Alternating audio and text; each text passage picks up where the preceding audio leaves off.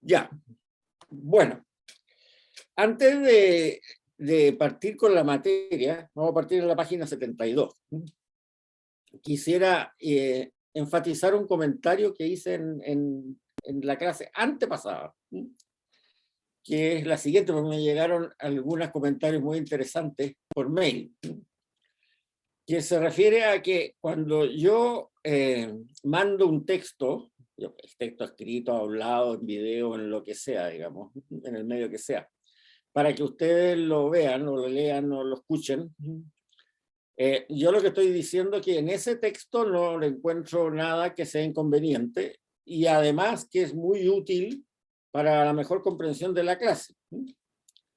Pero obviamente no estoy certificando que el autor de ese texto, video, audio, PowerPoint, lo que sea, no haya podido decir algunas barbaridades en otros textos que yo desconozco. O sea, no estoy endosando, endosando al autor.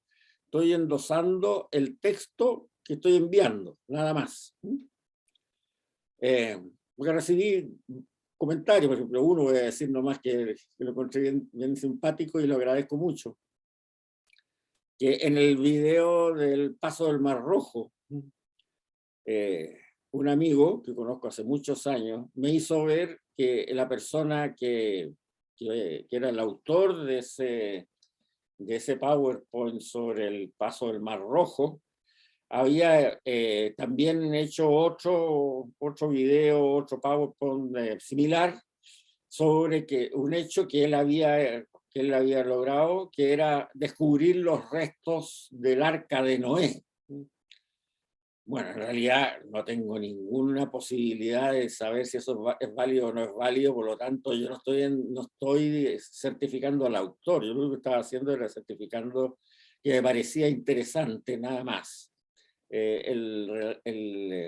Las fotos que incluía sobre el paso del Mar Rojo. Obviamente lo del Arca de Noé, no hay ninguna seguridad histórica, mucho que haya existido, así tal como lo dice la Biblia, que sea un recuerdo de catástrofes que hayan ocurrido y que se interpretaron como castigo de Dios. Eso sí, es muy probable. O sea, que se diga, bueno, un diluvio universal, pero universal del territorio que era conocido en esa época por la gente que vivía en ese sector. No hay que pensar que sea un diluvio que haya alcanzado a la China o América o Australia. Puede haber sido recuerdo de una etapa glacial que vino la desglaciación, y eso es perfectamente posible, y que fue interpretado como castigo de Dios por corrupción. Ese es el mensaje bíblico del asunto del diluvio universal y del Arca de Noé. Pero no quiere decir que se vaya a encontrar el Arca de Noé varada en un cerro en Turquía, digámoslo así. Eso no sé. Eso tendrán que decirlo los especialistas en arqueología, pero no se puede deducir del hecho bíblico. O sea, la idea es esa. Si yo les voy a seguir mandando cosas para la lectura, porque creo que no dicen nada inconveniente, y segundo, porque aclaran la clase. Pero ese texto, no digo nada sobre si el autor puede haber dicho cosas no tan excelentes en otra parte. O sea, que no se vayan a una librería y compren todos los libros del autor correspondiente, porque no, eso sí que no lo puedo decir si son adecuados o no. Ese es el punto. Bueno, hecho este paréntesis, vamos a la página 72, que le vamos a dedicar esta clase a Isaías. Bueno, Isaías junto con Jeremías y con Ezequiel son los profetas que han tenido más importancia en la época del Antiguo Testamento. Ahora, no quiere decir que los otros no hayan hecho cosas de importancia, no, eso evidentemente que no es así, o que no hayan dicho cosas de importancia. Déjame poner mudo estas cosas. Listo. Los otros, ya vimos Amós, que había dicho cosas muy importantes, Miqueas, Oseas, qué sé yo también. Pero en general, si uno mira el tamaño del libro, por ejemplo, los libros de los otros profetas que no son Jeremías, Ezequiel, Isaías, son bastante cortitos, son libritos que a veces tienen 3 páginas, 4 páginas, 6 páginas en la Biblia, no más que eso. En cambio, Jeremías, Ezequiel e Isaías se refirieron a un periodo mucho más largo, entonces sus libros son grandes y son tratados como tratados teológicos en sí mismos, no relatos de profetas que profetizaron sobre un hecho concreto solamente, sino tratados, llamémoslo así, teológicos completos en sí mismos. Ahora, Isaías, en la investigación moderna, y moderna, podríamos, tanto judía como cristiana, y podríamos hablar moderna en el sentido de los últimos 100 años, hoy día se ha visto que son 3 profetas ahí. Y la razón por la cual son 3 profetas es muy fácil de entender, porque hablan del periodo, el comienzo del libro de Isaías, del capítulo 1 al 39, se refiere claramente al periodo antes del exilio. En cambio, del capítulo 40 al 55, claramente se ve que es escrito durante el exilio. Y del 56 hasta el final, vale decir, el capítulo, del capítulo 56 al 66, se ve claramente que ya está escrito cuando han vuelto del exilio. Entonces, una persona no puede ser el mismo porque hubiera tenido que vivir como 160 años o 170 años. Y eso no hay ningún registro histórico que lo amerite. Entonces, se habla de los 3 Isaías. Isaías 1, que escribe antes del exilio, desde el comienzo del libro hasta el capítulo 39. El Isaías 2, que escribe durante el exilio, del capítulo 40 al 55, e Isaías 3, que escribe después del exilio, del capítulo 56 al 66. Ahora, lo que sí que está claro, que los 3 son de la misma escuela. O sea, no hay un cambio teológico fuerte, ni fuerte ni débil, digamos. No hay un cambio teológico entre los 3 Isaías. Pero se habla de Isaías 1, Isaías 2 y Isaías 3. En las Biblias buenas, como las... Vamos, al final, si tenemos tiempo, les voy a dar un listadito de las Biblias que yo recomiendo. Siempre ponen Isaías 1, Isaías 2 y Isaías 3. Es lo normal. La Biblia de Jerusalén, por ejemplo, la de Alonso Scherkel, de estas Biblias nuevas buenas. Más para estudio. Entonces eso es lo que tenemos que tener claro. Son 3 de la misma escuela. Y el más importante es el segundo, el que escribe durante el exilio. Y lo vamos a ver bien por qué. Ahora, vamos a ir primero a Isaías 1. El libro de Isaías en general es un gran poema. O sea, eso es bien bueno saberlo, porque en una buena traducción bíblica el traductor trata de darle más o menos el sentido poético que tiene. Y eso hace que muchas veces signifique que la Biblia es más cara, porque el traductor tiene que ser muy bueno. Y además que cuando se escribe realmente en verso por verso separado, se necesitan más páginas. Entonces la Biblia sale más gorda y por lo tanto más papel y por lo tanto más cara.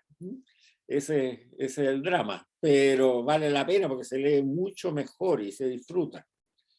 Es un gran poema. Por ejemplo, tiene un texto que se llama habitualmente el libro del Emanuel, que son los capítulos que van del 7 al 12. Es un buen ejemplo de un poema. El poema de la viña también, el capítulo 5, que ese muchas veces se lee en las lecturas bíblicas de la misa, ¿no?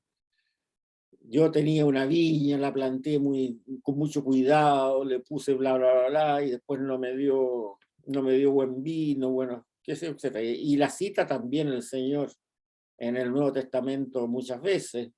Esa parábola de la viña y los viñadores, deriva todo esto de esta idea que sale del poema de la viña de Isaías 1 y el capítulo 5. Ahora, los temas principales de Isaías primero es que el Dios es santo, es justo, el Dios de la historia, y hay el mensaje de paz de Dios es universal, la universalidad del mensaje pacífico. O sea, en ese sentido es distinto de los otros que vimos, que son, digamos, que como son muy de antes del exilio, están horrorizados porque ven que va a venir una catástrofe. Entonces, Jeremías, por ejemplo, decía, predico catástrofe y me echan, me golpean porque no quieren oír eso, qué sé yo, ¿se acuerdan? Lo vimos en la clase pasada. Isaías, ya que está muy próximo al exilio, al contrario, es más optimista y ayuda más bien a que el pueblo soporte esos malos tiempos y trate de no olvidar a Yahvé en el sufrimiento. Ese es un poco el mensaje de los tres Isaías. Veamos uno. Por ejemplo, volvió Yahvé a hablar a Ahaz diciendo, pide a ti una señal de Yahvé, tu Dios en lo profundo o en lo más alto. Dijo el rey Ahaz, no la pediré, no tentaré a Yahvé. Entonces dijo Isaías, oíd pues casa de David, ¿os parece poco cansar a los hombres que cansáis también a mi Dios? Pues bien, el Señor mismo va a daros una señal. He aquí que una doncella está encinta y va a dar a luz un hijo y le pondrá por nombre Emanuel. Porque una criatura nos ha nacido, un hijo se nos ha dado. Estará el señorío sobre su hombro y su nombre se llamará Maravilla de Consejero, Dios fuerte, siempre Padre, Príncipe de la paz. Grande es su señorío y la paz no tendrá fin sobre el trono de David y sobre su reino para restaurarlo y consolidarlo por equidad y justicia. Desde ahora hasta siempre el celo de Yahvé Sebaot hará eso. Bueno, aquí tienen un profeta que es antes del exilio, evidentemente un enfoque de lo que viene muy distinto del que tenían Amós o Miqueas. Amós o Miqueas estaban horrorizados por el castigo que iba a venir por las barbaridades que hacían. Bueno, Isaías lo da por sabido eso, Isaías 1, pero dice, va a llegar un Mesías. O sea, su mesianismo es muy potente en ese sentido. Y él será un príncipe de la paz, y la paz no tendrá fin, y su reino será para restaurarlo y consolidarlo por equidad y justicia, etcétera. Será maravilla de consejero. Ahora, aquí hay un tema interesante. He aquí que una doncella está encinta y va a dar a luz un hijo y le pondrá por nombre Manuel. Bueno, una doncella, la traducción del hebreo de doncella es correcta. Una doncella es una niña soltera, casadera, digámoslo así, soltera casadera. Y obviamente se supone que es una virgen, porque en esa época las niñas solteras eran todas vírgenes, y si no eran vírgenes eran apedreadas, o sea, no era fácil el asunto. Pero de traducido del hebreo evidentemente habla de doncella. Pero en la Biblia griega, que como dijimos cuando hablamos de las fuentes, es una traducción de 200 años antes de Cristo, hecha por judíos, traducen doncella por virgen.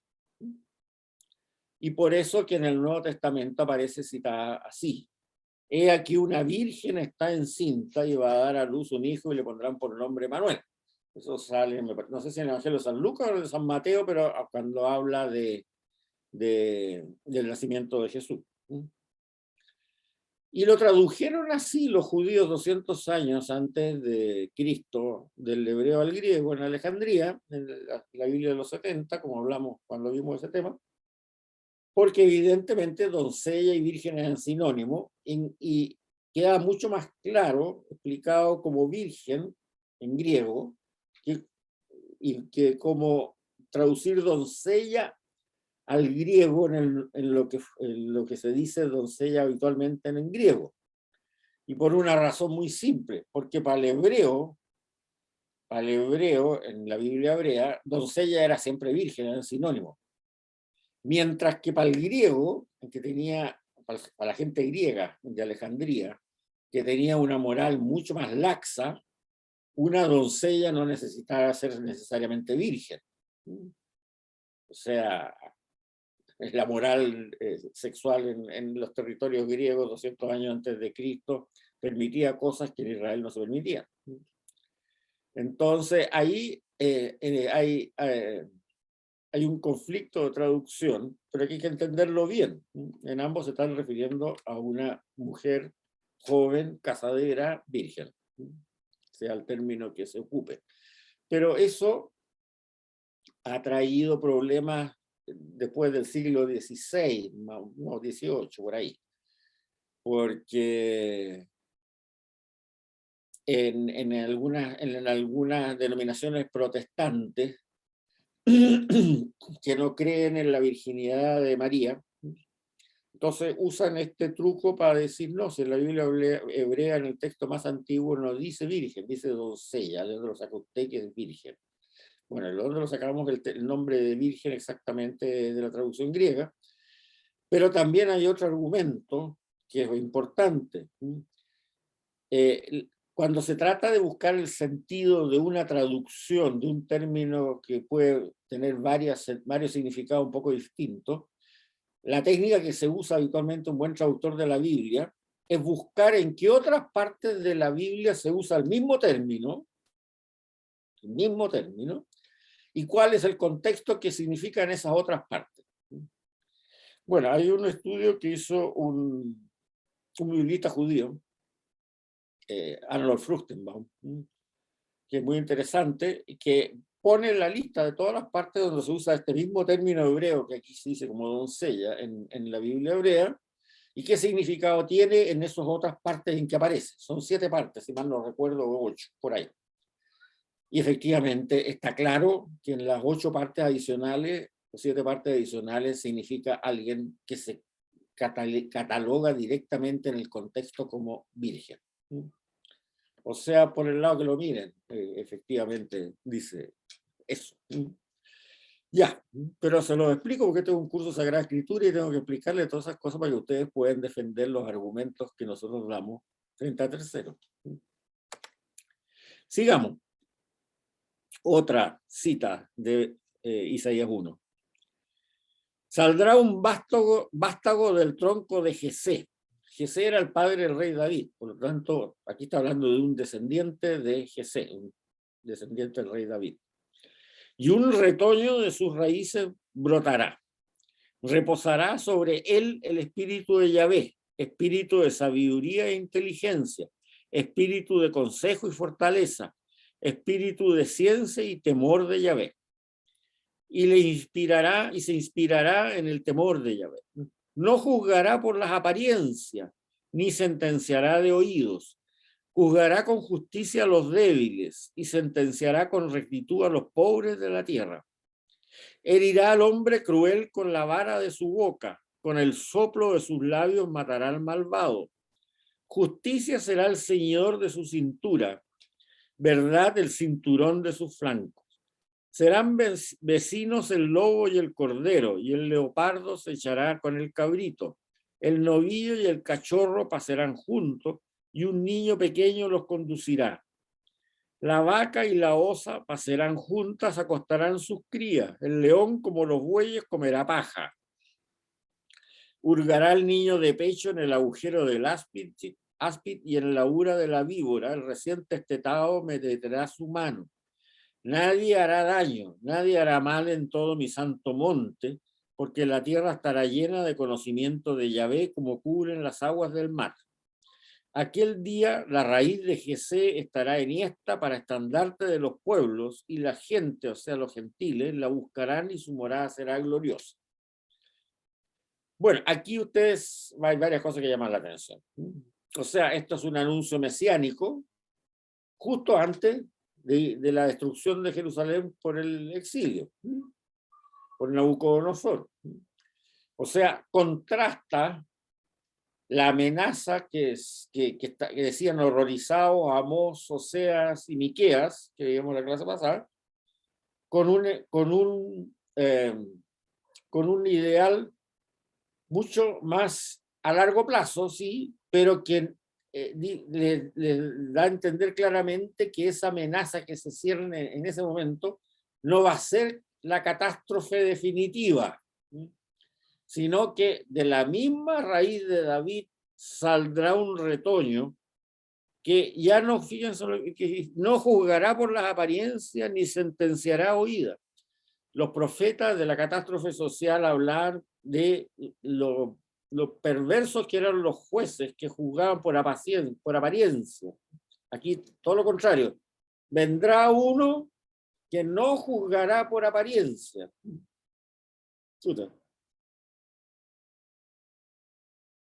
Bueno, espero que me oigan bien. Uno que juzgará con justicia a los débiles.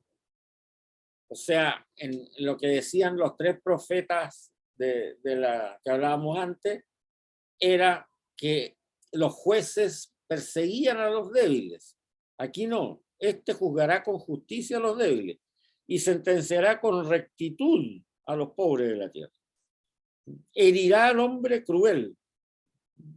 O sea, cuando los otros tres profetas hablaban de que los poderosos eran crueles con la gente, que lo llevaban carne al matadero, ¿se acuerdan? No, aquí herirá al hombre cruel y la justicia será el cinturón de su cintura.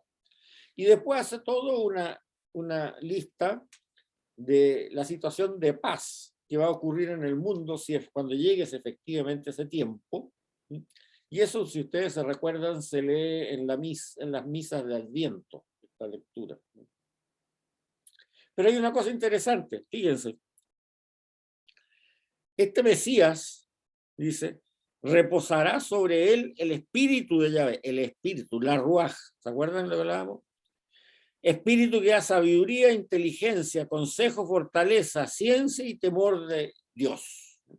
Bueno, si ustedes se acuerdan de los 7 dones del Espíritu Santo que hemos estudiado todo en el catecismo, aquí tienen 6 de los 7. O sea, de ahí vienen. Se le agregó otro más por algún teólogo. Les doy tarea para la casa que ustedes vean cuál es el que se agregó. Pero aquí está claro, el espíritu de Yahvé, la ruaj de Yahvé, que reposará sobre el Mesías son sabiduría, inteligencia, consejo, fortaleza, ciencia y temor de Dios. Bien. Falta misericordia. Misericordia falta, ya. Qué bueno, gracias. Lo voy a anotar porque siempre me pregunto yo mismo y nunca me acuerdo cuál es cuando hago este curso. Piedad. Misericordia y piedad. Yo creo que es lo mismo, pero lo mencionan como piedad. Ya. Ya, perfecto. Y otro texto importante de Isaías 1, el que sigue, que ese Mesías va a tener alguien que va a preparar el camino, un heraldo. Una voz grita, en el desierto preparen un camino al Señor, tracen en la llanura un sendero para nuestro Dios, que los valles se levantan, que montes y colinas se aplanen, que lo torcido se enderece y lo escabroso se nivele. Se revelará la gloria del Señor y la verán todos los hombres juntos. Bueno, el Evangelio de San Juan, Juan Bautista, se atribuye esto y en el Evangelio de San Mateo el Señor lo refrenda. Hay que leer los dos textos para tenerlo claro. O sea, el precursor. El precursor. Ahora, aquí también hay unas cosas que de repente se usan para desacreditar esta profecía, pero es una tontería. En el hebreo en esa época no existían los signos de puntuación, las comas y los puntos. Entonces, el contexto es el que daba el significado. Entonces aquí es más o menos, la traducción está de acuerdo a lo que se piensa que dice el hebreo como tal. Una voz grita, los puntos. En el desierto preparen un camino al Señor. En los evangelios la puntuación se pone distinta porque en el griego el contexto es un poco diferente. Una voz grita en el desierto, coma, prepare un camino al Señor. O sea, en el hebreo es, una voz grita, en el desierto preparen un camino al Señor. O sea, la voz no se dice dónde está gritando, según el término hebreo. Pero sí se dice que vayan al desierto a preparar un camino al Señor. En la traducción del Evangelio, que deriva del griego de la traducción de los 70, dice, una voz grita en el desierto. O sea, la voz que grita está en el desierto. Y preparen, ¿y qué es lo que grita? Preparen un camino al Señor. Bueno, realmente una discusión sin sentido alguno. Sin sentido alguno. Porque efectivamente San Juan Bautista estaba en el desierto y ahí preparaba el camino al Señor, bautizando a la gente a la orilla del Jordán. Pero bueno, hay gente que le gusta hacer traducciones que incitan un poquitito a sembrar algunas dudas, pero si ustedes se fijan no tiene ninguna importancia porque en cualquiera de los dos casos se entiende clarito lo que se quiere decir. Bien, vamos a Isaías 2. Isaías 2 extraordinario, extraordinario. Son los capítulos 40, 55, y él escribe al final del destierro, o sea, hay una buena cantidad de años entre el 1 y el 2, por lo menos 80. Entonces, ¿qué es lo que pasa ahí? En esa época, Ciro, el rey de Persia, destruye Babilonia. Entonces eso se celebra mucho entre los exilados de Babilonia, porque el ogro desaparece, el imperio babilónico, y Ciro era una persona mucho más culta, más tolerante. Entonces empieza a dar, como quien dice, más libertad a los judíos que estaban en Babilonia. Y finalmente saca un decreto que los autoriza a volver, que al principio trae pocas consecuencias todavía, porque no era cuestión de llegar, tomar un avión y irse, digamos. Era bastante complicado hacer un regreso masivo a una ciudad que estaba destruida y que eran puras ruinas. Entonces, Isaías 2 no alcanza a ver el regreso, pero sí alcanza a ver las buenas noticias de que el regreso parece que va a ser posible en algún futuro relativamente próximo.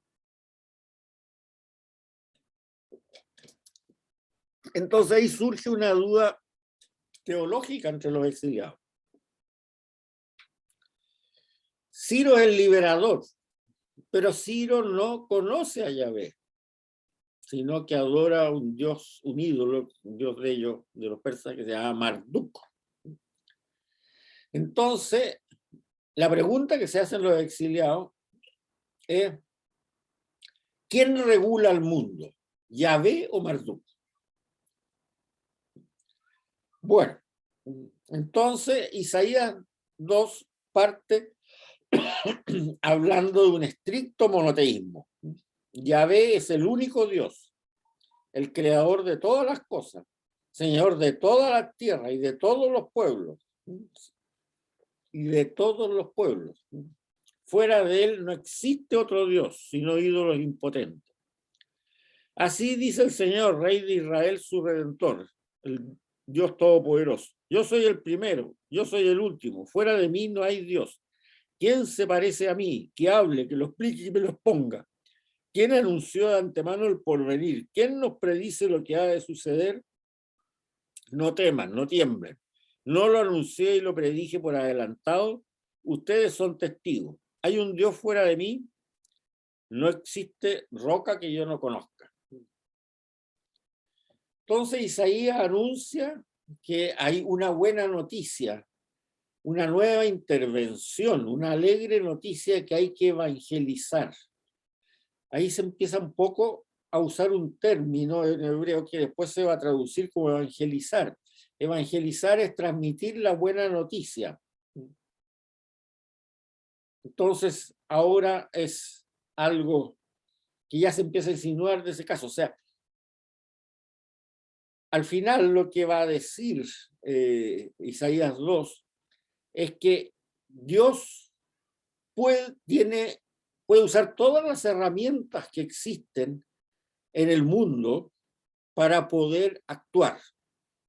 Incluso servirse de reyes que no lo conocen, como Ciro. Por eso que al final Isaías 2 dice, Ciro es un enviado de Yahvé, a pesar que no sabe de la existencia de Yahvé, porque no lo conoce, porque él es persa. Pero Dios se sirve de todos para sus fines, aunque esas personas de las cuales se sirve Dios, porque son personas de buena voluntad, no lo conozcan. Y aquí hay un texto que si ustedes se acuerdan de un canto que se cantaba cuando vino el Papa Juan Pablo II, lo van a reconocer, que sale de ahí.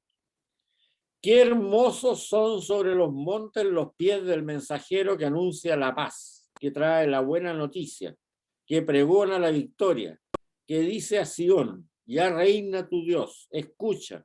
Tus vigías gritan, cantan a coro, porque ven cara a cara al Señor que vuelve a Sión.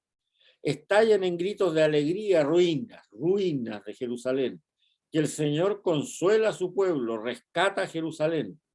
El Señor desnuda su santo brazo a la vista de todas las naciones y verán los confines de la tierra la victoria de nuestro Dios. A ver, ¿quién tiene buena voz y puede cantar el canto ese? ¿Se acuerdan del canto? Es hermoso ver bajar de la montaña los pies del mensajero de la paz. Muy bien. Eso es. Ahora, ¿qué es lo que anuncia Isaías? Será un nuevo éxodo, un nuevo pasar el mar, un nuevo cruzar el desierto. Por eso es que hay una continuidad en la historia de la salvación, ese hilo conductor que hablábamos. Las cosas antiguas anuncian las cosas nuevas. Yahvé actúa por medio de todos los hombres y en concreto por medio de Ciro, un rey que es su criatura aunque él no lo conozca ni lo reconozca. No se pueden atribuir la gloria de Yahvé a los ídolos, porque Dios también actúa por otros de buena voluntad, obviamente. Por eso que la palabra de Yahvé no puede fallar, y la proclamación del reino de Dios por los mensajeros de Yahvé ya es el comienzo de su reinado. Pero lo más impactante de Isaías 2 son los 4 poemas del siervo de Yahvé, que los vamos a leer enteros hoy día. Es un Mesías sufriente, un Mesías redentor, y no un rey davídico. O sea, cambia la imagen del Mesías que se tenía antes, que era un vástago de Jesé, como decía Isaías 1. Aquí va a ser un Mesías sufriente, no un Mesías glorioso que va a restituir el reino de Israel frente a los romanos o cosas por el estilo. Y esto es uno de los textos más impactantes que se han escrito en el Antiguo Testamento. Porque este siervo de Yahvé, un modelo de debilidad, no violencia, y que cuenta solamente con el poder del sufrimiento, trae la salvación eterna y el consuelo perpetuo a Sion. Arrastra el desprecio de todo, pero el dolor y la muerte le dan la victoria definitiva. O sea, el sufrimiento, el valor redentor del sufrimiento, aquí se pone de manifiesto totalmente. Vamos a leerlo entero. Son 4 poemas. Vamos al primero. Aquí está mi siervo a quien protejo, mi elegido, en quien mi alma se complace. He puesto en él mi espíritu para que traiga la justicia a las naciones.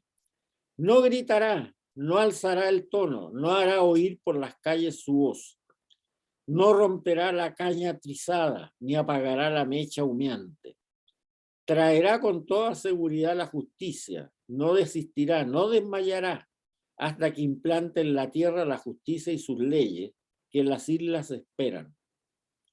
Esto dice el Señor Dios, el que creó los cielos y los desplegó, el que asentó la tierra y sus productos, el que da aliento al pueblo que la habita y el soplo a los seres que se mueven en ella. Yo, el Señor, te he llamado para la justicia, te he tomado de la mano y te he formado, te he puesto como alianza del pueblo y luz de las naciones, para abrir los ojos a los ciegos, para sacar a los presos de la cárcel y del calabozo a los que viven en las tinieblas. Yo soy el Señor, este es mi nombre, no cederé mi gloria a ningún otro, ni mi honor a los ídolos. Las primeras predicciones se han cumplido y anuncio nuevas cosas antes que surjan, os las hago saber. Estos poemas, si ustedes han ido a misa esta semana, se han leído siempre en la primera lectura, pero pasan como medio desapercibidos. Es extraordinario.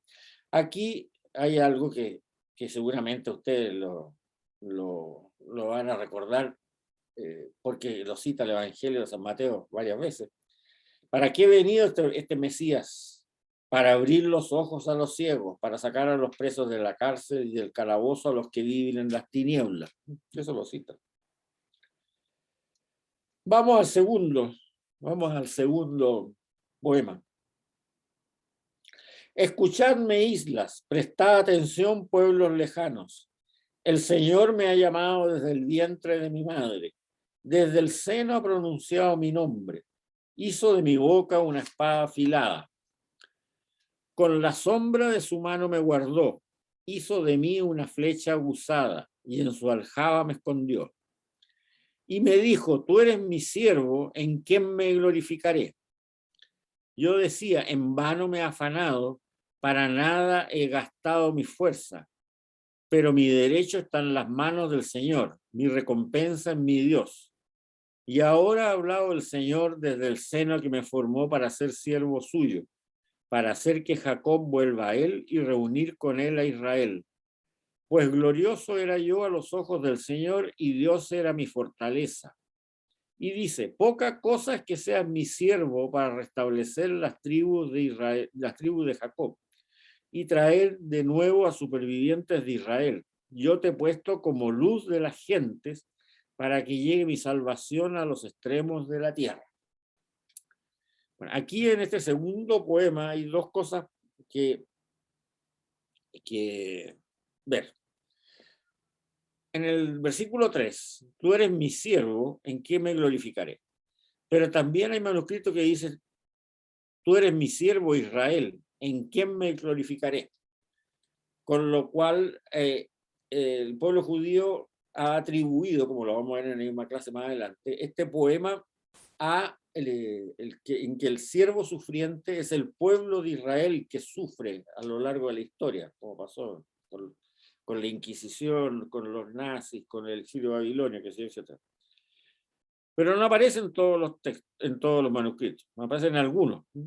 Pero si vamos al versículo siguiente, que dice, yo decía, en vano me he afanado, para nada he gastado mis fuerzas, pero mi derecho está en las manos del Señor, mi recompensa en mi Dios. Y ahora ha hablado el Señor, que desde el seno me formó para ser siervo suyo, etc. Se nota claramente que el texto no habla de un contexto global del pueblo, sino que habla de una persona. Por eso que es algo que hay que tener claro, porque de repente efectivamente uno se topa con traducciones ahí que no son fieles. Y la otra cosa que es muy importante, ¿sí?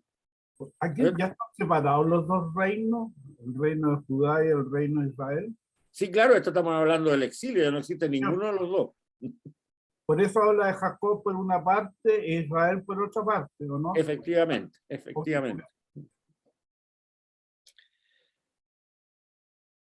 Pero fíjense el versículo 6, que es muy interesante. Poca cosa, dice el Señor, es que seas mi siervo para restablecer las tribus de Jacob y traer de nuevo a los supervivientes de Israel. Yo te he puesto como luz de las gentes, o sea, de los gentiles, de las naciones, para que llegue mi salvación hasta los extremos de la tierra.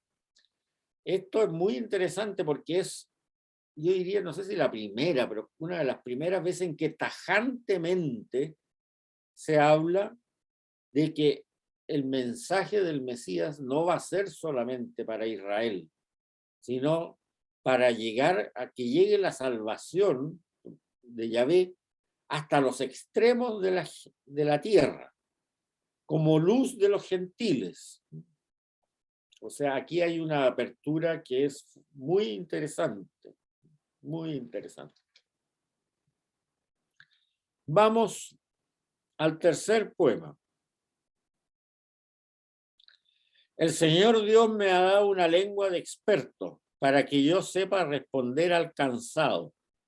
Cada mañana me despierta el oído para escuchar como un discípulo. O sea, cada mañana el siervo de Yahvé aguza el oído para escuchar como discípulo del Señor lo que el Señor le dice. El Señor Dios me ha abierto el oído y yo no he resistido, no me he echado para atrás. He ofrecido mi espalda a los que me golpeaban, mis mejillas a quienes me mesaban la barba. No he hurtado mi rostro a la afrenta y a los salivazos. El Señor Dios viene en mi ayuda, por eso soporto la ignominia. Por eso he hecho mi rostro como el pedernal y sé que no quedaré defraudado.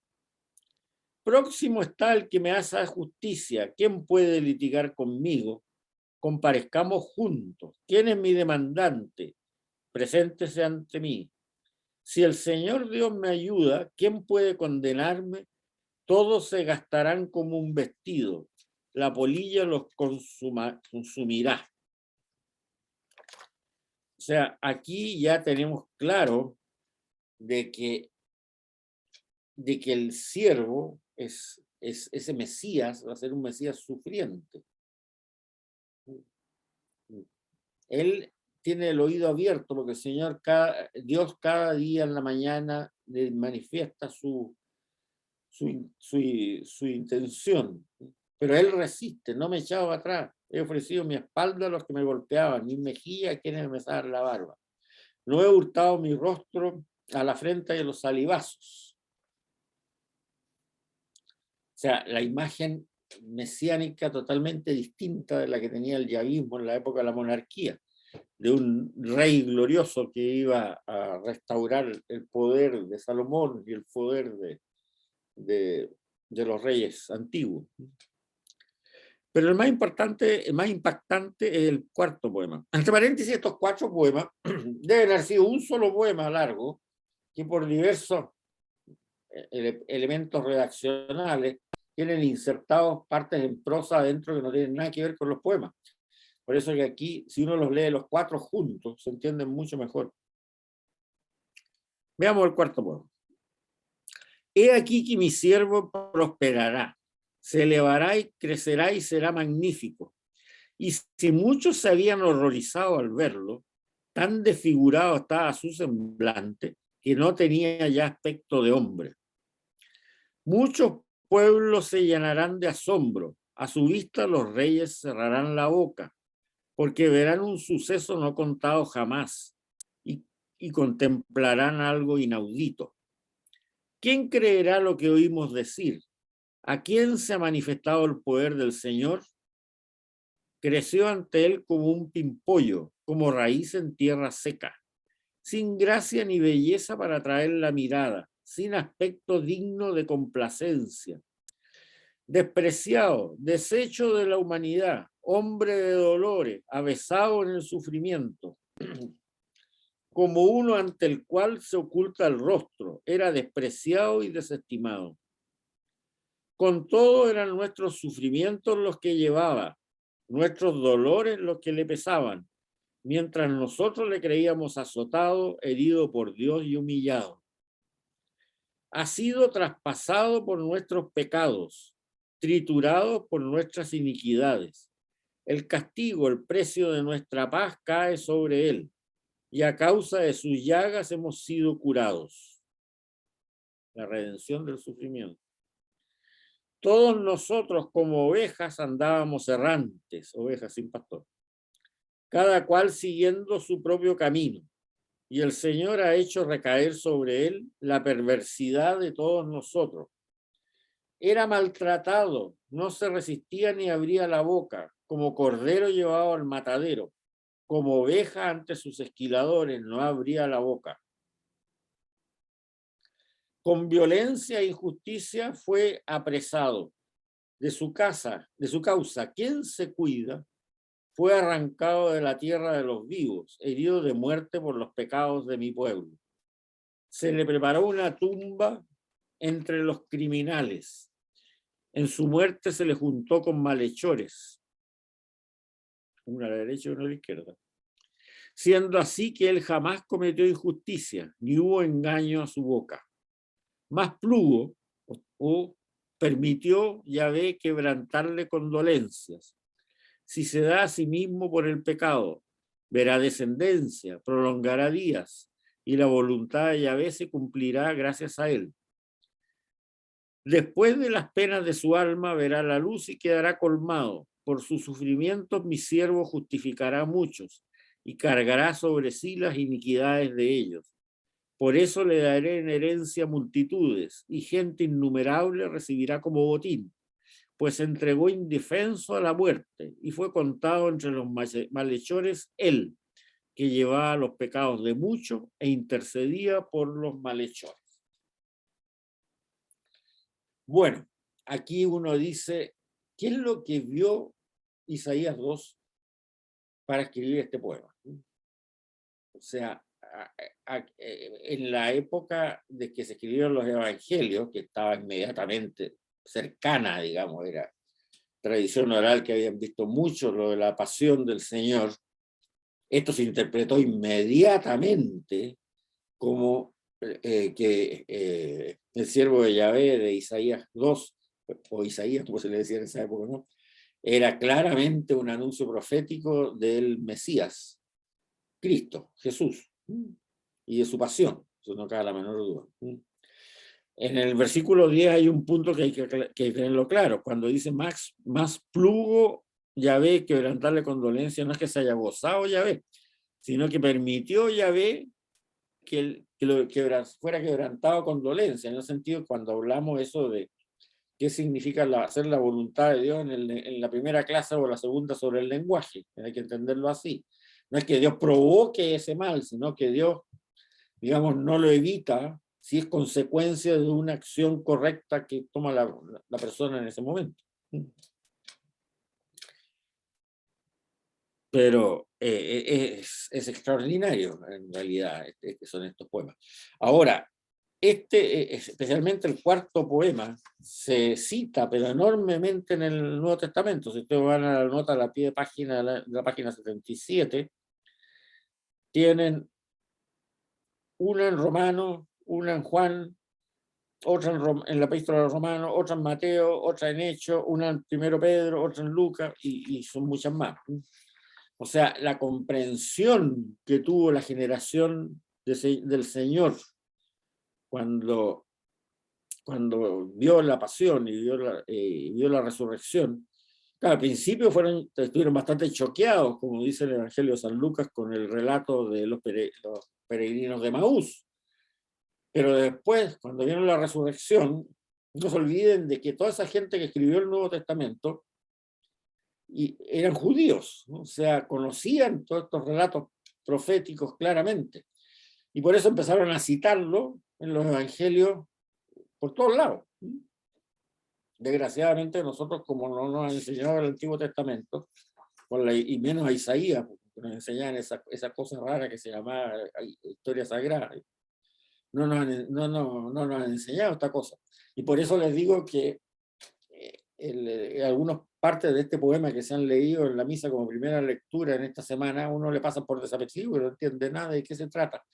Pero si ustedes leen el poema completo, sus 4 partes, es la descripción más extraordinaria hecha 500 años antes que ocurriera de la pasión de Cristo y de la misión de Cristo de Jesucristo como Mesías sufriente, ¿Qué es lo que el pueblo de Israel no entendió en la época de Cristo también? O sea, pensaban siempre, incluso los apóstoles, el día de la ascensión le preguntaban, ¿cuándo va a restaurar el reino de Israel en este momento?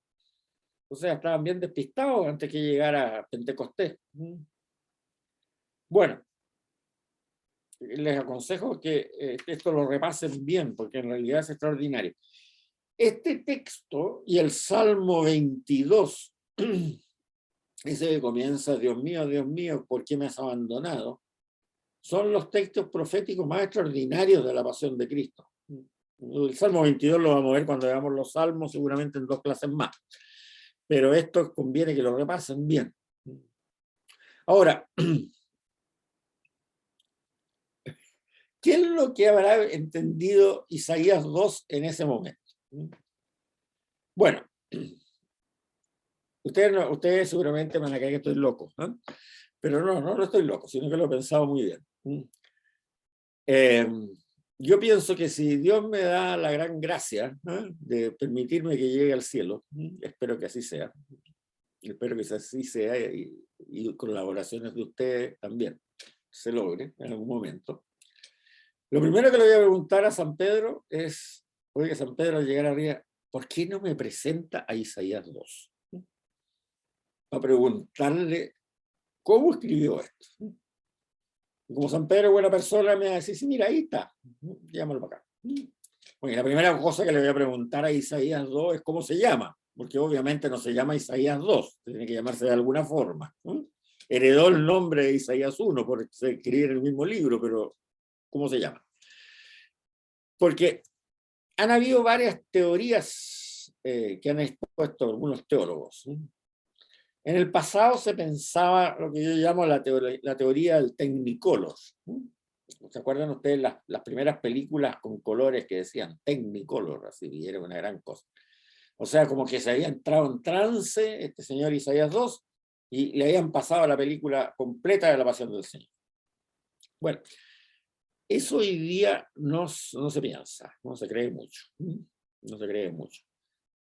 Porque no estamos, o sea, el mensaje que Dios le decía a un profeta que transmitiera estaba claro para el profeta. Pero lo que sí que no estaba claro para el profeta eran las consecuencias de ese mensaje. Entonces es raro, esa teoría del Technicolor no es muy aplicable. Pero yo tengo una teoría, esa es la teoría mía nomás, nada más. Yo imagino que si me junto allá en el paraíso con Isaías 2, voy a decir algo parecido a esto. Mire, yo le puedo contar cómo ocurrió.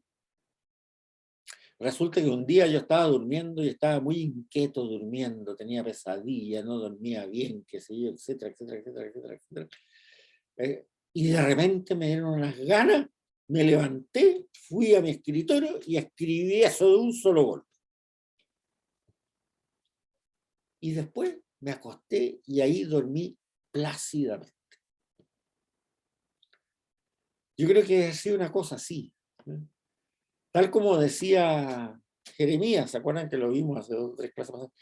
Tenía una palabra tuya adentro que me quemaba. Entonces, estaba durmiendo y se revolcaba en la cama porque no tenía pesadillas, dormía mal, que se levantó y ¡brum!, escribió todo esto completo. Y después, paz.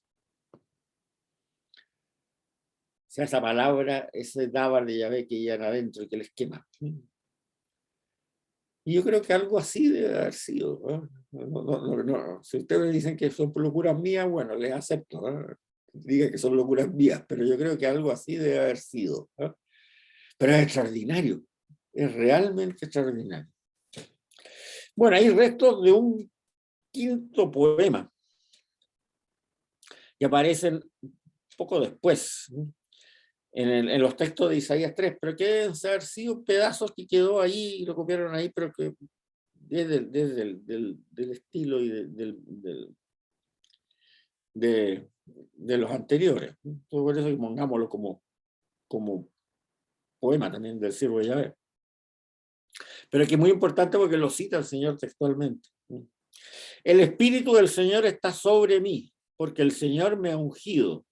Me ha enviado a anunciar la buena nueva a los que sufren, a vendar los corazones desgarrados, para pregonar a los cautivos la liberación y a los prisioneros la libertad, para proclamar el año de gracia del Señor, el día del desquite de nuestro Dios, para consolar a todos los que lloran, para cambiar su ceniza en corona, su luto en perfume de fiesta, su abatimiento en traje de gala.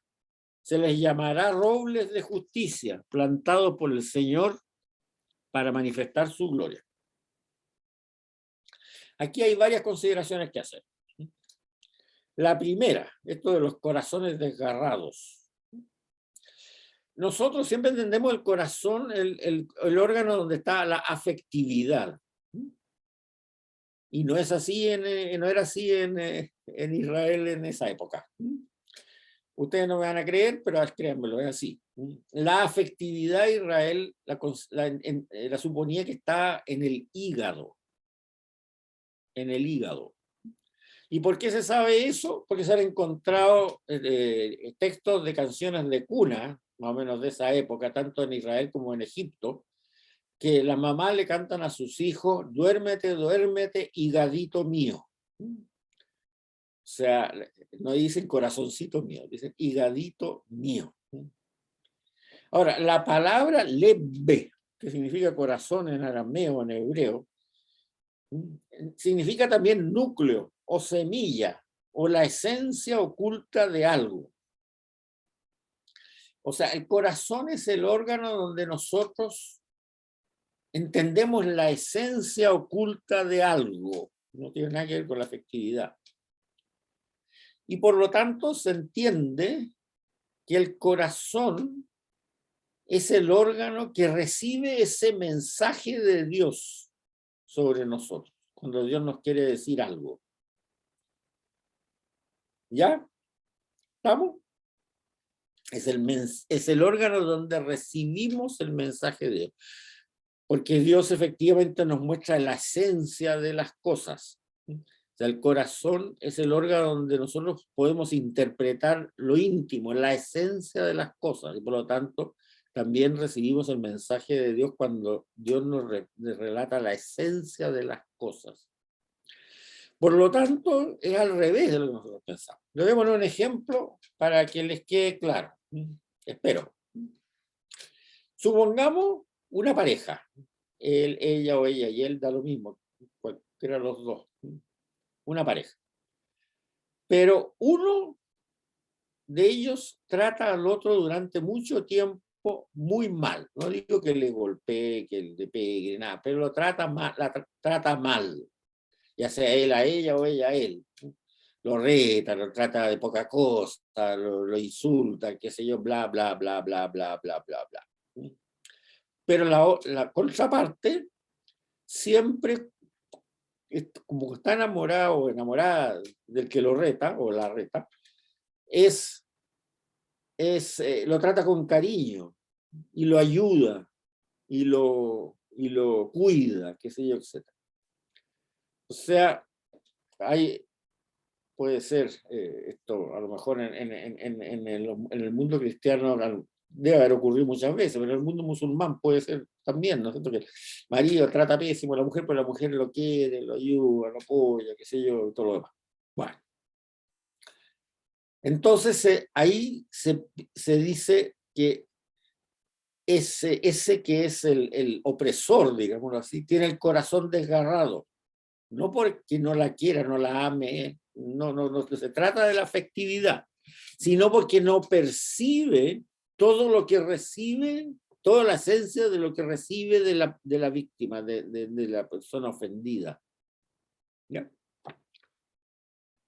Ocurre un accidente y la persona ofendida fallece, choca en auto. Y entonces el otro se da cuenta recién de todo lo que recibía de aquella persona que él despreciaba, porque le falta. Entonces, en ese momento se le cura el corazón desgarrado, porque se da cuenta de todo lo que recibía, mientras que cuando lo recibía, como tenía el corazón desgarrado, no se daba cuenta de lo que de los beneficios que él recibía de la persona afectada. O sea, es al revés. Nosotros tendríamos a pensar de que a esa persona, cuando se le muere él o la cónyuge, se le desgarra el corazón porque la echa de menos, llora. No. El corazón desgarrado, en el sentido bíblico, lo tenía antes de que se le muriera, porque no era capaz de darse cuenta de la esencia de esa relación. En cambio, cuando se muere la contraparte y efectivamente deja de recibir ese apoyo, él se da cuenta de la joya que tenía y que había perdido. Entonces ahí se le cura el corazón desgarrado. ¿Ya? ¿Les quedó algo claro o no les quedó nada de claro? O sea, es un concepto al revés. No se olviden que la afectividad para los pueblos del Medio Oriente en ese momento está arraigada en el hígado. Duérmete, duérmete, higadito mío, les cantaban las madres a las guaguas. Bien, eso es muy interesante. El corazón, por ser el órgano que daba la esencia de las cosas, era el órgano por el cual se recibía la acción, el mensaje divino. Cuando estaba desgarrado, quiere decir que esa persona estaba bloqueada a ver a Dios. Ese es el punto. Estaba bloqueada a ver a Dios, no lo percibe. Por eso que habla de que vendrá a vendar los corazones desgarrados el siervo de Yahvé, para que todos vean la acción de Dios en cada uno de ellos. El que tiene el corazón desgarrado está bloqueado a ver la acción de Dios. Bueno, y eso lo dice San Lucas, el mismo Señor. Fue Jesús a Nazaret donde se había criado. Según su costumbre, entró en la sinagoga el día del sábado y se levantó para hacer la lectura. Le entregaron el volumen del profeta Isaías y desenrollando el volumen halló el pasaje donde estaba escrito: el Espíritu del Señor está sobre mí, porque me ha ungido para anunciar a los pobres la buena nueva y me ha enviado a proclamar la liberación de los cautivos, la vista a los ciegos, para dar la libertad a los oprimidos y proclamar un año de gracia al Señor. Enrollando el volumen lo devolvió al ministro y se sentó. En la sinagoga todos estaban fijos en él y comenzó a decirles: esta escritura que acabáis de oír se ha cumplido hoy. O sea, ahí él asume claramente que él es el siervo de Yahvé profetizado por Isaías, el Mesías sufriente, qué sé yo. Ahora, no habla, hay un cambio ahí, pone San Lucas. No pone, como que dice, me ha ungido para anunciar a los pobres la buena nueva. Y el original dice, me ha enviado a anunciar la buena nueva a los que sufren. Y no habla de los corazones desgarrados. Pero, me ha ungido para anunciar a los pueblos la buena nueva y me ha enviado para proclamar la liberación a los cautivos. Todo lo demás coincide. Ahora, ¿qué pasó después con el judaísmo y los poemas del siervo de Yahvé? Y esto que les voy a leer lo he sacado de un comentario judío al Nuevo Testamento, que es muy bueno, que editó la Universidad de Oxford, en Inglaterra, que es un libro así de grueso, en que teólogos judíos de hoy, hacen un análisis del Nuevo Testamento completo. Está el texto del Nuevo Testamento completo y sus comentarios, como fuera una Biblia católica, pero comentario judío, de gente que sabe, que es muy buena.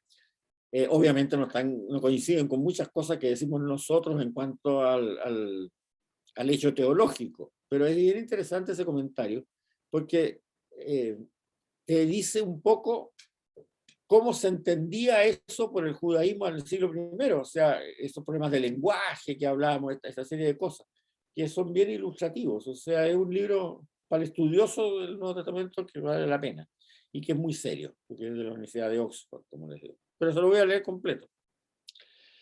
Miren el párrafo que dice, página 79. Los intérpretes judíos han explicado a este siervo anónimo de varias maneras, como un individuo o un grupo que generalmente se entiende que representa a la comunidad judía en el exilio, o bien un contemporáneo de Isaías, o bien el mismo Isaías, o una figura futuro. Se han sugerido otros profetas y reyes. Pero algunas fuentes judías entienden al siervo de Yahvé como el Mesías que sufrirá antes de redimir a Israel y al mundo. Y ahí pone una serie de citas de textos judíos que lo dicen así. Pero cuando los cristianos adoptaron esta misma interpretación, vale decir, el siervo como el Mesías que sufrirá antes de redimir a Israel y al mundo, esta interpretación fue abandonada en gran medida dentro de la comunidad judía, tal como fue los capítulos de Isaías 52 y 53, que nunca aparecen como una lectura de las escrituras en la liturgia de la sinagoga. O sea, es tan complejo el interpretar estos poemas para la comunidad judía religiosa moderna, que sencillamente optaron por lo sano. O sea, los capítulos 52 y 53 de Isaías nunca aparecen como una lectura de las escrituras en el calendario litúrgico de la sinagoga. Ahora, hay que reconocer que no son los únicos textos del Antiguo Testamento que no aparecen en la liturgia de la sinagoga, porque no se alcanza a leer el Antiguo Testamento completo en una liturgia anual. Eso es una realidad. Pero sin embargo, estos fueron excluidos por esta razón, porque era demasiado evidente la interpretación cristiana para muchos. Bueno, vamos a Isaías 3 ahora. Isaías 3 es el Isaías de después del exilio. Es un profeta del tiempo inmediato al término del exilio y que es muy optimista. Veamos una cita. Pues he aquí que yo creo cielos nuevos y tierra nueva. No serán mentados los primeros, ni vendrán a la memoria. Antes habrá gozo y regocijo por siempre, jamás por lo que voy a crear. Pues he aquí que yo voy a crear a Jerusalén, llamada regocijo, y a su pueblo, llamada alegría. Me regocijaré por Jerusalén y me alegraré por mi pueblo, sin que se oiga ahí jamás un llanto ni quejido. No habrá allí jamás niño que viva pocos días, o viejo que no llene sus días, pues morir joven será morir a los 100 años, y el que no alcance los 100 años será porque está maldito. Edificarán casas y las habitarán, plantarán viñas y comerán su fruto. Fíjese, aquí está citando al revés a Amós y todo eso, porque decían, o Miqueas creo que era, decía, edificarán casas y no las habitarán, plantarán viñas y no comerán su fruto. Aquí no. Ahora, cuando llegue el Mesías, edificarán casas y las habitarán, plantarán viñas y comerán su fruto. No edificarán para que otro habite, no plantarán para que otro coma, pues cuanto vive un árbol vivirá mi pueblo, y mis elegidos disfrutarán del trabajo de sus manos. No se fatigarán en vano, ni tendrán hijos para el sobresalto, pues serán raza bendita de Yahvé, y ellos y sus retoños con ellos. Antes que me llamen, yo les responderé. Aún estarán hablando y yo ya les escucharé. Lobo y cordero pasarán a una, el león comerá paja como el buey, y la serpiente se alimentará de polvo, y no harán más daño y ni perjuicio a todo mi santo nombre. Bueno, esto pone una tierra nueva y un cielo nuevo, y eso fue muy usado después, esa expresión, en el Apocalipsis de San Juan, el último libro del Nuevo Testamento. Veamos la cita siguiente, porque es muy importante también para San Pablo, como lo vamos a ver. Yo vengo a reunir todas las naciones y lenguas, vendrán y verán mi gloria. Pondré en ellos señal y enviaré de ellos algunos escapados a las naciones, a Tarsi, Put, Lut, Mesec, Ros, Tubal, Yaván, a las islas remotas que no oyeron mi fama ni vieron mi gloria. Yo vengo, fíjense, a reunir las naciones, y algunos de los míos irán a las naciones a decirle a las islas remotas mi gloria. Ellos anunciarán mi gloria a las naciones y traerán a todos vuestros hermanos de todas las naciones como oblación al santo en caballos, carros, literas, mulos y dromedarios a mi monte santo de Jerusalén, como traen los hijos de Israel la oblación en recipiente limpio a la casa de Yahvé. Y también entre ellos, va a decir, entre los paganos, tomaré de entre ellos sacerdotes y levitas, dice Yahvé, porque así como los cielos nuevos y la tierra nueva que yo hago permanecen en mi presencia, oráculo de Yahvé, así permanecerá vuestra raza y vuestro nombre. Bueno, este texto tiene una gran importancia en lo que nosotros llamamos la conversión de San Pablo, que es un término equivocado, totalmente equivocado, porque San Pablo no se convirtió a nada. San Pablo era un judío muy observante que no creía que Jesús de Nazaret fuera el Mesías de Israel. Pero lo que ocurrió en el camino de Damasco, que al presentarles el Señor resucitado ahí directamente, se dio cuenta que estaba equivocado en eso, que efectivamente Jesús de Nazaret era el Mesías de Israel. Pero él no se considera que se haya cambiado de religión, por lo tanto el término de conversión no es el adecuado.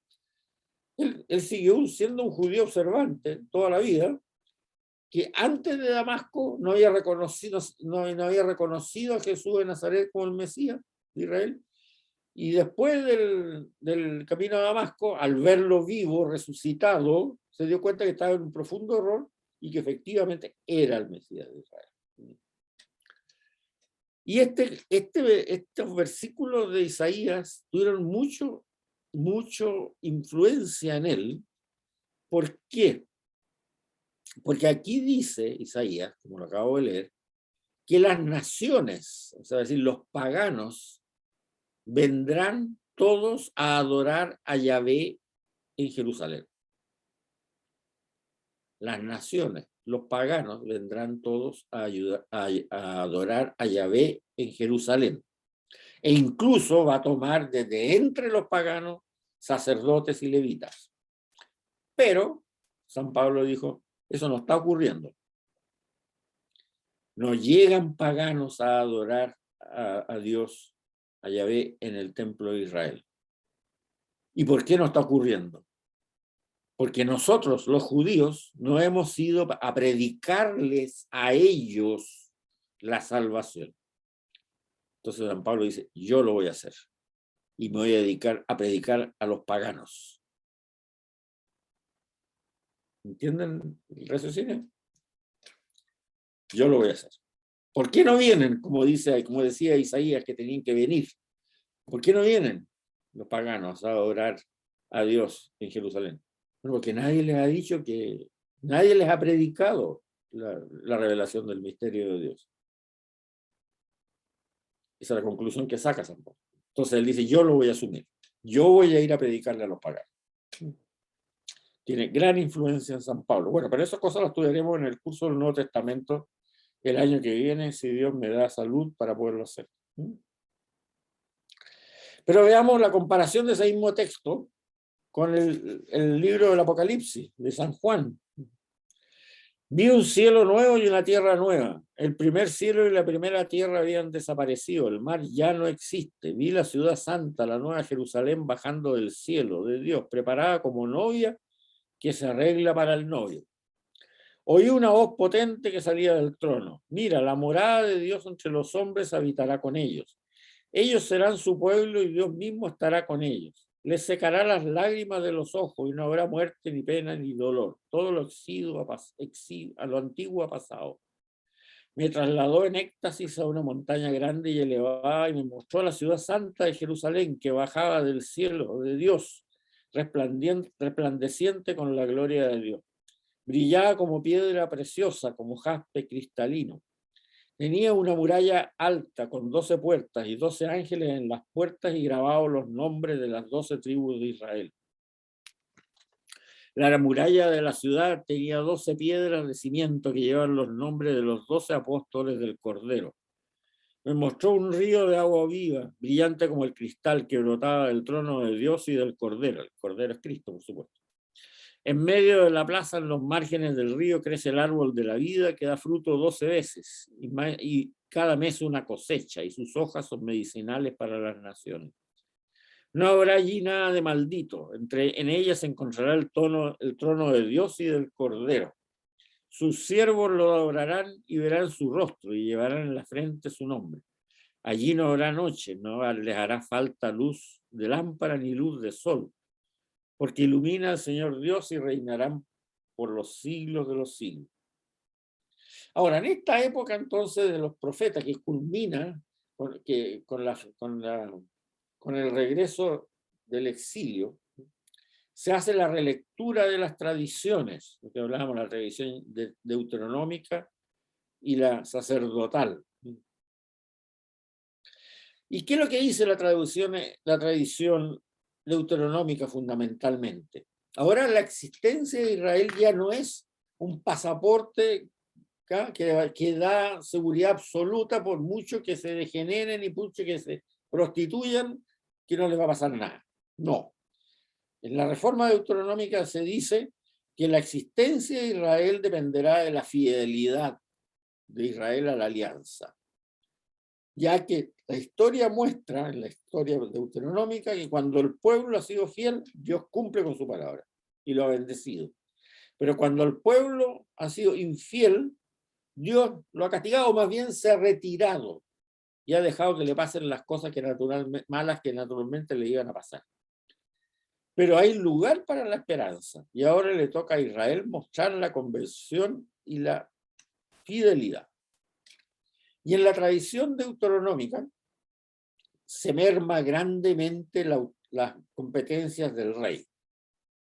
El rey no debe ampliar sus recursos bélicos arbitrariamente, no debe tener muchas mujeres, no se dice cuántas, pero realmente 600 les parece un número, como tenía Salomón, les parece un número muy exagerado, y eso para evitar el sincretismo. No debe tener una ambición desmedida de riquezas, eso lo dice clarito la tradición deuteronómica. No puede declarar la guerra a su antojo y debe ser un garante del derecho. No puede nombrar jueces. Ojo, esto suena a la nueva Constitución. No puede nombrar jueces, ya que su competencia jurídica ahora la asume un tribunal supremo independiente, que es el Sanedrín. Y al rey, lo más importante, se le quita ese carácter de mediador del pueblo con Dios. Ahora la responsabilidad es de cada cual. Y en paralelo, también aparece la tradición sacerdotal, y todo esto es injertado por el redactor formando la Torá como nosotros la conocemos hoy día. Por un hecho muy importante, porque al destruirse el templo y al estar exiliado, la tradición sacerdotal toma conciencia de que Yahvé sigue en medio de ellos por su palabra que está escrita en la Torá. O sea, ya no hay templo, no hay sacrificio, no hay liturgia, no hay nada. Entonces, bueno, ¿dónde está Yahvé? Yahvé está en su palabra escrita, en la Torá y en los profetas. Lo que hemos dicho, tanto recalcado con tanta fuerza en las clases pasadas. Entonces, ahora tenemos que consolidar el acto religioso en el conocimiento de la Torá y el conocimiento del mensaje de los profetas, donde quiera que estemos. Entonces, ahí surge la gran importancia que tuvieron las sinagogas, que los babilonios les dejaron a los judíos fundar sinagogas. No un templo, ellos tampoco quisieron hacer un templo, porque el templo de Jerusalén era el único templo, pero sí formar sinagogas. Y las sinagogas, ¿qué es lo que eran? Sitios donde se reunían los sábados, rezaba el pueblo, no los sacerdotes, rezaba el pueblo, y además se estudiaba, se predicaba el mensaje de la Torá y el mensaje de los profetas. Por lo tanto, ahí surge ya claramente el concepto de la historia de la salvación. Se pone énfasis en la santidad de Yahvé Y el pueblo también tiene que tener una actitud santa. No puede andar haciendo tonteras, tiene que ser una actitud santa. Se acentúa la importancia del sábado. Ya no son esas fiestas masivas solamente que iban al templo, sino que el sábado es el día de descanso y el día de hacer el bien a los vecinos, a los familiares, qué sé yo, etc. Y además a ir a rezar a la sinagoga. Empiezan a hacerse las primeras colecciones de salmos, que son para que el pueblo rece. Y ahí también en la sinagoga se dedica a la escucha de la palabra de Dios. Ahora, ¿cuáles son los mensajes, los tópicos esenciales del profeta? Primero, el monoteísmo estricto y la condena de la idolatría. Pero también la condena de la divinización de las armas, de los imperios, de la riqueza.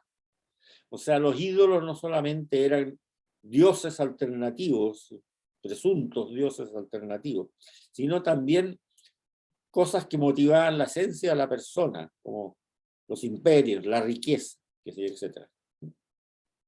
La segunda característica muy importante es la lucha por la justicia.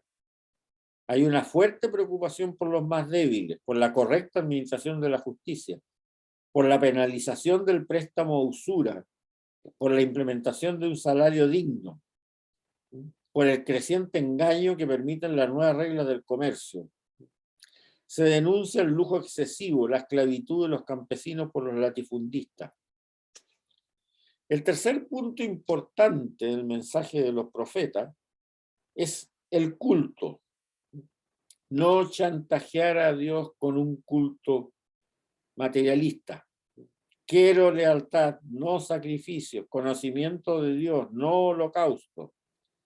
Lo dice Oseas y lo cita Jesús en Mateo. No manipular a Dios, no chantajear a Dios con un culto espectacular pero vacío. También una visión profética de la historia. Es la cuarta característica importante del mensaje de los profetas. La palabra de Dios es creadora e intérprete de la historia. Yo, el Señor, diré lo que tenga que decir, y lo que diga se hará, y no se retrasará más, sino que en vuestros días, casa rebelde, lo diré y lo haré, como decía Ezequiel, el capítulo 12. Y además, una fuerte hincapié en el mesianismo. Ya lo habíamos visto en Isaías, se nota, en los 3 Isaías se nota el mesianismo completo por todos lados, digamos, todo el futuro, que va a ser bueno, va a ser promisorio, etc. El poema del vástago de Jesé, que habíamos hablado. O uno que dice Miqueas también, sobre Belén. Y tú, Belén, de Efratá, pequeño entre los pueblos de Judá, de ti sacaré el que va a ser jefe de Israel. Su origen es antiguo, de tiempo inmemorial. Por eso el Señor los abandonará hasta que la madre dé a luz y el resto de los hermanos vuelva a los israelitas. De pie pastoreará con la autoridad del Señor, en nombre de la majestad del Señor su Dios, y habitarán tranquilos cuando su autoridad se extienda hasta los confines de la tierra. Esto ha sido, está claro en los evangelios de la infancia, y en los músicos lo han puesto mucho, y tú, Belén de Efratá. Si ustedes han escuchado las pasiones de Bach, sobre todo la pasión de San Juan, tiene esto un área muy bonita que relata este texto de Miqueas. También, por ejemplo, habla del rey de Israel, o sea, el Mesías de Israel, entrando a Jerusalén cabalgando en un burrito. Alégrate, ciudad de Sión, grita de júbilo. Jerusalén, mira a tu rey que está llegando, justo, victorioso, humilde, cabalgando en un burro, una cría de burra. Destruirá los carros de Efraín y los caballos de Jerusalén, destruirá los arcos de guerra y proclamará la paz a las naciones. dominará de mar a mar, del gran río hasta el confín de la tierra. Eso es el Domingo de Ramos, está clarito. Y hay muchos otros textos de los profetas, sobre todo estos profetas que están más de la época del exilio y posterior, que son netamente mesiánicos.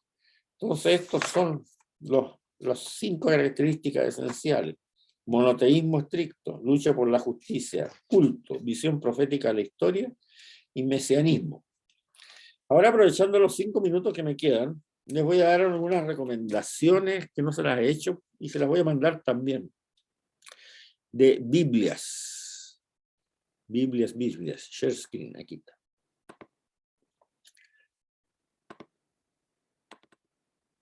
Ya. Me vas a decir tú que yo... ¿Dónde está esto? Acá. Ya.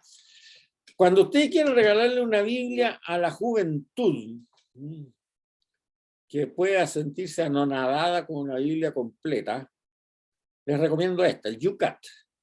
YUCAT es un movimiento que instauró Benedicto XVI. Es hacia las juventudes. Young, quiere decir jóvenes, catequesis. Y tiene esta Biblia que es bajita. Yo le voy a mandar el PowerPoint. Tiene que poquitita, pero que está re bien para un escolar o para un universitario. Porque miren, aquí tienen, por ejemplo, una página. El libro de Judith. O sea, es exactamente lo que se debió hacer y no se hizo con el famoso cuento de la historia sagrada, que ellos ya se han dado cuenta que detesto con todo mi alma. Pero bueno, aquí tienen, por ejemplo, el libro de Judith. Bueno, el libro de Judith, si ustedes se fijan, lo que tiene son una introducción ahí arriba a la izquierda, un texto escogido, escoge el capítulo 7, no sé si completo, pero con versículo y todo, y después en la página derecha arriba el capítulo 8, en estas páginas, pues siguen en otras páginas también. Y a los márgenes pone comentarios y pone algunas fotos históricas de lo que se refiere al libro Judith. O sea, es una traducción muy buena. Tiene los comentarios al margen izquierdo y al margen derecho, y pone el texto que tiene importancia teológica, además de la introducción que explica un poco de qué se trata, el libro entero, escoge los textos reales del libro Judith que tienen importancia teológica. Entonces, no es eso de la historia sagrada, sino que es efectivamente escoger los textos que tienen importancia teológica para que se estudien y con su comentario a cada lado. Veamos otra página. Por ejemplo, Jeremías. Aquí está el libro del profeta Jeremías. Aquí empieza el libro del profeta Jeremías. Entonces, incluye el capítulo 1, como ustedes ven. Después incluye el capítulo 2 y de ahí se salta al capítulo 7, porque son los que tienen más importancia teológica. Y pone los comentarios a los márgenes, izquierda y derecha, y en unos dibujos e ilustraciones que son bien buenas. Entonces es especial para jóvenes que no van a leer a lo mejor la Biblia entera y que no van a saber dónde escoger empezar a leer. Aquí tienen otro ejemplo, la carta a los Efesios. La carta a los Efesios. Pone el capítulo 1, completo, que es muy bonito, que tiene un himno muy bonito, que lo pone ahí, si ustedes se fijan a la izquierda abajo, como poema, que es muy bonito. Y después sigue con el capítulo 1, y ahí se salta al capítulo 4, abajo a la derecha, con comentarios en ambos márgenes, izquierdo y derecho, y algunas imágenes que son muy interesantes. Ahora, eso no es para ustedes, ¿eh?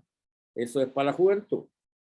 Para ustedes yo les voy a dar otra recomendación. Ustedes ya son grandecitos, no son jóvenes que están metiéndose en el tema. Ya, vamos a otro lado ahora. ¿Dónde está esto? Aquí.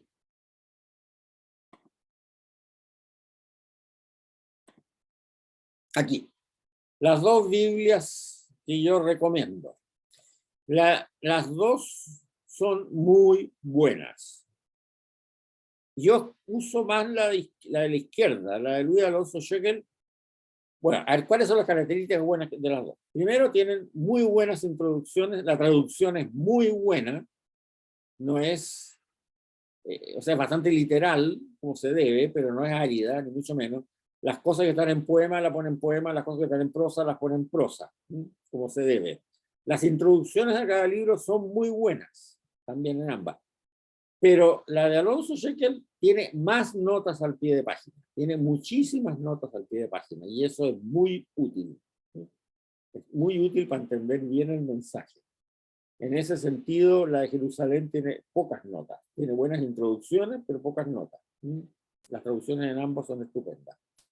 Ahora, en la de Luis Alonso Shekel, van a ver esta portada que tiene fondo rojo y una igual que tiene fondo azul, da lo mismo. Pero hay una edición nueva que sacaron para hacerla más barata, que le ponen abajo, ahí donde dice Biblia del Peregrino, edición con, ¿cómo se llama? Con, esto de la lectura bíblica orante. Bueno, ya me voy a acordar. Y eso significa que le sacan las notas al pie de página para hacerla más cortita. Lección Divina, dice. A donde dice Biblia del Peregrino, un poquito más arriba, dice edición con Lección Divina. Uno dice, qué maravilla, tiene algo más. No, tiene algo menos. Porque para poder abaratar los costos y que lo puedan usar mucho en la Lección Divina, le sacan las notas al pie de página, que es lo más bueno que tiene esta Biblia. Entonces, claro, y con eso el número de páginas se reduce harto y se más barata. Y sobre todo hay una edición del Nuevo Testamento que dice edición con Lección Divina, pero como les digo, que no tiene notas al pie de página. A ustedes no se las recomiendo. Para nada, porque ustedes son alumnos aventajados, incluso de Sagrada Escritura. Entonces tiene que tener una Biblia que esté completa, con todas sus notas y con todas esas cosas. Pero bien, cualquiera de estas dos, la de Jerusalén o la de nuestro pueblo, son recomendables. Yo creo que a pesar de todo, la de nuestro pueblo está un poco más subsidiada, entonces un poquito más barata que la de Jerusalén y tiene, como les digo, más páginas porque tiene muchas notas. Pero vean que sea la completa, no con la Lección Divina, porque el de la Lección Divina le suprimen las notas de página. Yo le voy a mandar estas fotos iguales, o sea que no se preocupen. Bien, entonces ahora vamos a cortar una cosita aquí y vamos a ver preguntas.